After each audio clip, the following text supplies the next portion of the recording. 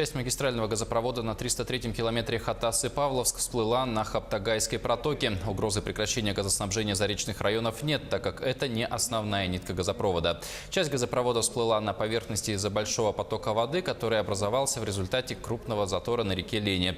На место уже выехали специалисты для обследования газопровода на наличие дефектов. После этого его обратно погрузят на дно. Фотография, которая распространяется в социальных сетях, она сделана на Хаптагайской протоке на 33-м километре магистрального газопровода Хатасы-Павловск. И, значит, там виден газопровод, который всплыл. Это протока, это не основное русло реки Лена.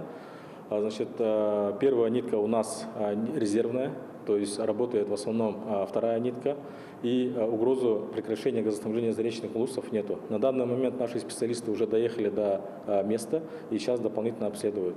Протяженность всплывшего участка примерно 150 метров по длине газопровода.